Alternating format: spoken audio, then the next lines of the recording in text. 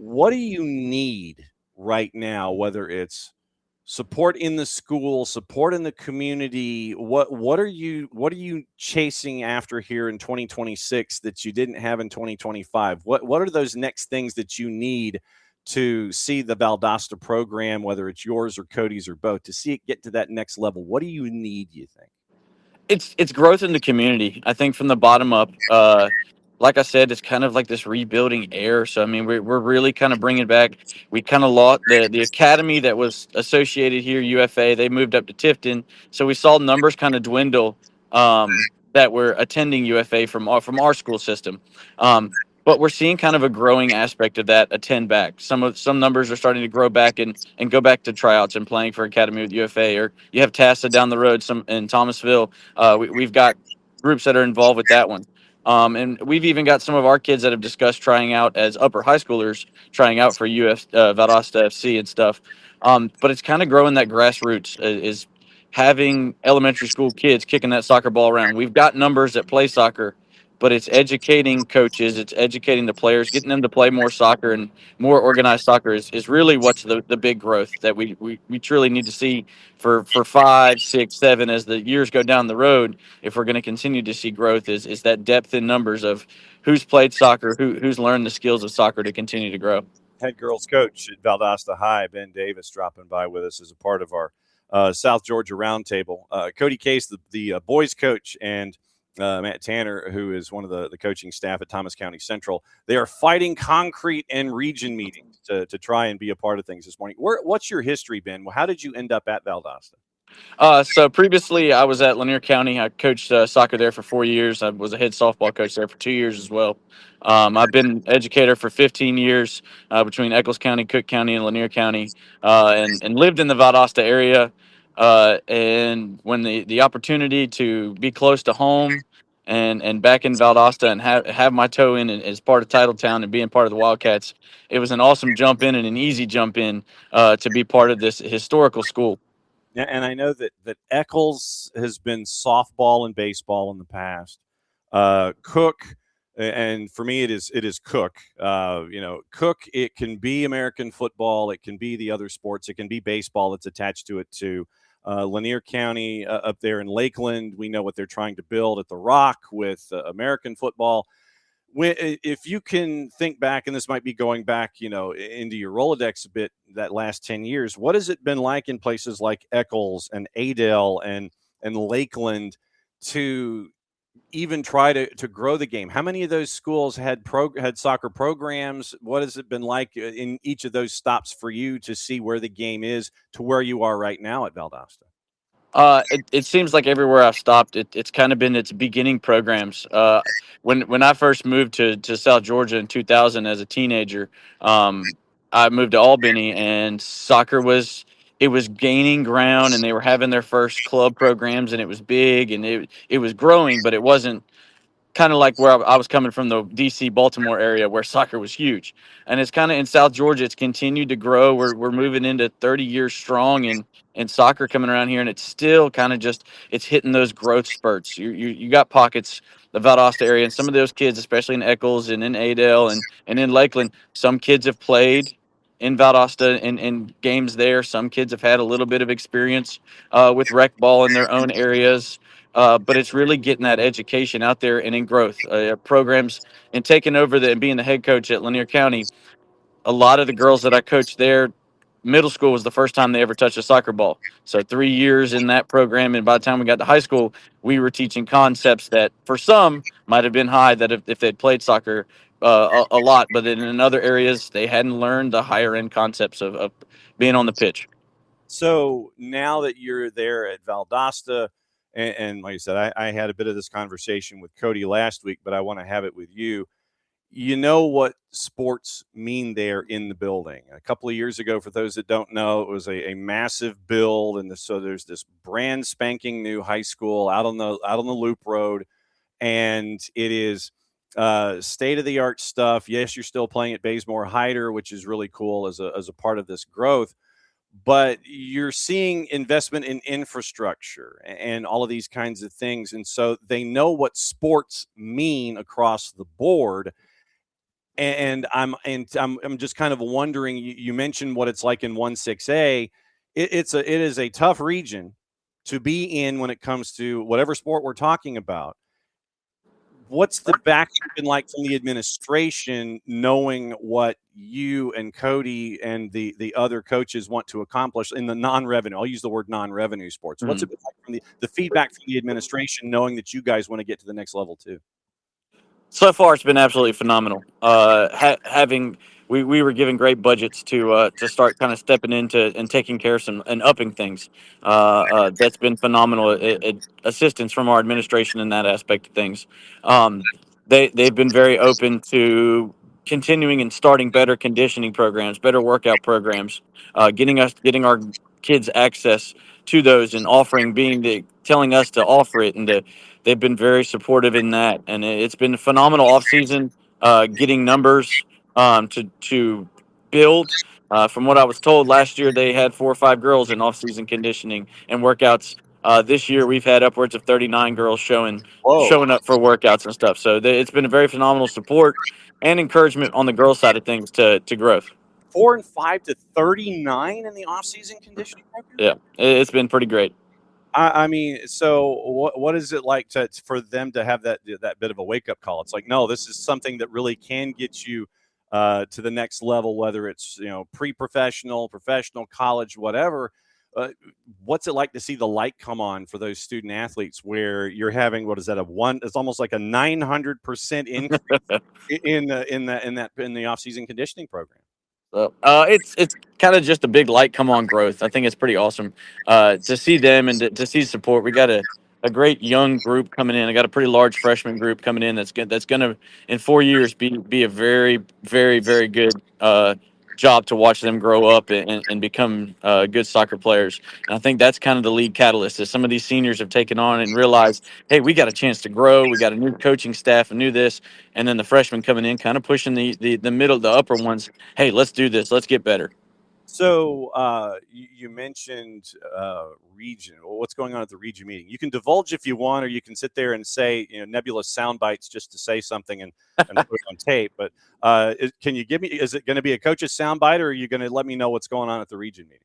Well, it looks like this is my first attempt at one of these kind of things. So it looks like it's kind of a planning thing for 27. Kind of looking forward for those kind of things. We're meeting and discuss a little nuances of this year, but kind of looking at next year's stuff with the reclassification. How much when you went to the when you went to the clinic? It was a pretty good session of back and forth with the other dozen or so coaches and finding out what they're missing and what they've got and comparing notes and kind of things. Yeah. It was really kind of just a data kind of push. You kind of talked about what we had. What do you how do you establish gameplay and for somebody who's coming from smaller schools and stuff, it's almost like the culture of your game changed every year. And we discussed a lot of that. That even with bigger schools, you may see that with numbers. You may have a year where you need to be more defensive. You got a year where you got some top strikers. And you can push the ball and you can go be aggressive and stuff. And so discussing a lot of aspects of the game of how to build stuff was very key. And that So was no, I mean, just when you get that kind of feedback, is there a plan for a sequel? Is there an idea of having another one of these clinics down the road? I know that you're getting into training camp yourself, but was there talk mhm. about a sequel? Definitely. We've discussed making this a yearly thing, and maybe even trying to make it a bigger thing. I know being affiliated with other sports. I've been in baseball and the softball realm of things. They have their clinics where it's a big, large game. You get lots of speakers, and talking with Dave, and he told us he can give us some connections to create some actual larger clinics where maybe we can bring in some numbers to help discuss with high school coaches and give high school coaches access to a lot of materials and wealth of knowledge to help the game out in South Georgia. How has your coaching style and just DNA changed going from the single A's to the double A's to now the 6A? How has your DNA changed? Uh, really hasn't. I'm kind of looking forward to bringing that aspect to it. Is using my eyes for athletes, being able to relate to maybe a basketball player, to a track runner and stuff, and be able to get them involved in the game of soccer. They may have a little bit of soccer experience. But what can they do to get involved in soccer and using that eye for finding athletes and bringing them into the game? Okay. So are you standing out in the parking lot at insert school name to be named later? Where are you actually? Yeah, we're actually meeting in Douglas, sitting in a restaurant parking lot. And there's nothing wrong with Douglas because there's some fine food that you can have there as you guys are getting ready for what's going on at coffee. Do you see Cody in the parking lot? He is. He's around here. He's having a conversation with the coach right now. Oh, really? Yeah. Okay. So then Oop. the do the journalistic part where you go diving into a conversation like it's live TV. Just All right. go wander over Okay. and I'll see if I can grab him out of this conversation. yeah, well, is it we got to first off, if it's a soccer conversation, we definitely want to have it as a as It looks like it's a little level above that. uh-oh. But I'll see if I can get him out there in a second. Yeah, just when he finishes a sentence, just say that we've still got 7 minutes in the segment. We still I want got you. I got you. But so where did you guys stop for breakfast, by the way, in Douglas? We both made pre-stops. We met up and drove up here beforehand. Oh, okay. So Yeah. and for those that may not know, going from Valdosta to Douglas, yes, it is kind of Wiregrassy Parkway kind of thing, but it is not something where it is just like hopping into an Uber. A lot of fields, a lot of ponds, a lot of swamplands. Not a lot of deer this morning, so that was a blessing. Yes, no doubt. Especially if there wasn't any fog or anything in the woods that you're having to traverse going from point A to point B. When is training camp kick in for you? Monday afternoon, we start rolling. Okay, how many student athletes are you looking to have this year? I'm looking at about 39, which is a pretty good number for us for comparing it to what they've had in the past couple of years. And when it comes to having 39 for you, I mean, how are you going to navigate having basically almost four starting 11s if you were to just measure it out that way? How do you navigate having 39 student athletes? A lot of development. Like I said, within our program right now, we got a lot of development needing to go on. Between me and my coaching staff, we're going to be doing a lot of practicing and a lot of evaluations on what we need to be seeing at top level with varsity and what development needs to be happening at the JV level. Where do you think you're strongest right now on the field, and where do you think you might need the most work? Our strongest is definitely going to be up top. I got a couple good seniors that have been with the program and have been successful on the top, and we've got a few freshmen that are actually going to pop in there as well up top that are probably going to lead us. Our biggest help is going to be is growing on the defense, but a lot of it has to do with understanding the game in the back, and that's really the biggest change that I think that we're going to see growth in there. Okay, so when somebody wanders in the door and sees you for the first time, are you a four at the back? Do you do a 3-5-2? How are you formationally and philosophically? That's gonna be one of those that may change on depending on situation, but I do love a 3-5-2, especially with girls soccer. It brings kind of an air of change. So how long did it take for you to figure out, yeah, this is me? And so I dig a 3-5-2, and I know what it can bring to the table. I like chaos. I'm a big chaos person. Of what can we find a way to cause chaos in the game? And I look as much as I love soccer and I've been around soccer, but sometimes we get and I think the way it was talked about in the clinic was it gets a little ticky tacky of a lot of people playing 4-2-3-1s, and I want to find something that can kind of change that up. Nothing. I see. Now, I like the idea of creating chaos, especially in a region that is as tough as 1-6A. I really dig that idea. Mhm. When's your first game? February 10th, I believe. Okay. 10th, 11th, somewhere around there. Okay. And so, do you and Cody have a shared schedule? We do. We did our best this year. We kind of one of the things we focused in is he and I've kind of come together. We first time we've ever met and been apart, but we said we really wanted to create a schedule. We're combined where the boys are girls cheerleaders and the girls are boys cheerleaders to help each other be successful. And I mean, and the student body obviously is big in this regard. So, do you know how supportive they've been in the past? What you're looking like when it comes to the support from the student body in games like this? Really, we've kind of actually been an encouragement. We've talked with our admin about actually building up, trying to find a game where if we can find a sponsor, hey, every student that walks in here can come in.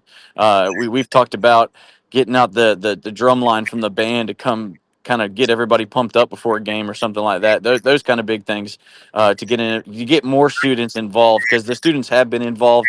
It's just with football in the fall, man, you got Friday nights and football. But when you get to the spring, everybody kind of gets spread out between baseball and soccer and all else going on. But trying to get that student body to show up and support our Cats. Yeah, because I know that Wintersville, I think, is the 4th match of the year. It is. And that's that one is that one's not a bad match, but the 4th match of the year. I mean, that's going to be pretty tough. When's the Colquitt match? When is that one down the line?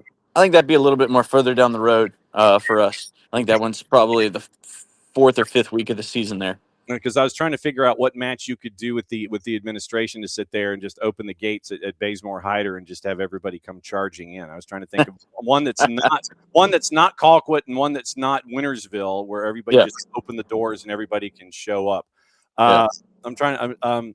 So I did grab Case. Cool. There he is. So I know that Cody. First off, thanks for doing all the legwork for. Ben, turn your phone 45 degrees. There we go. That way now you're both in the frame.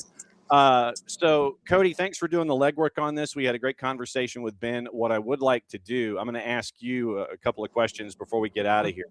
And I know that Matt, I'll catch up with Matt as well and have a separate conversation with him. What were some of your big takeaways from the clinic? Having a new perspective. Dave Simeon, the coach that came down, he was very he is very experienced. He's coached with the national youth team. He brought in some concepts that I hadn't considered. Hey, and I a couple ideas that I was like, that's so simple. Why have I never thought about that before? And so that I can take and apply to my team. So how big is the Rolodex now when it comes to talking to other coaches and things like that, and you're going, yeah, I need to talk to you about something. How many phone numbers did you walk away with? I got a couple more. Like I said when we talked last week, that my little my group of coaches here, we've been very good talking to each other. We've been yapping about JV scheduling and 9th grade game scheduling and varsity scheduling for now and in the future. And so we've had a little bit of contact already. And we were I was catching up with Ben, trying to figure out a match day where the administration could help you out and just kind of open the floodgates and just have everybody show up at Bazemore Hyder. That's not Wintersville and it's not Colquitt. And so we were trying to workshop the schedule and figure out, okay, where can we get the most bang for our buck when it comes to students walking in the door? I wanted to ask you about administration support as well and things like that. You're looking at training camp coming up. It's shared match days with Ben when it comes to boys and girls. What are you looking forward to the most coming into the 26 season? Honestly, it's just breaking a lot of these bad streaks and records that the team has been on. My senior class has won 10 varsity games. Valdosta boys soccer has not won a region game in 3 years. Valdosta boys have not been to the playoffs in 4 years.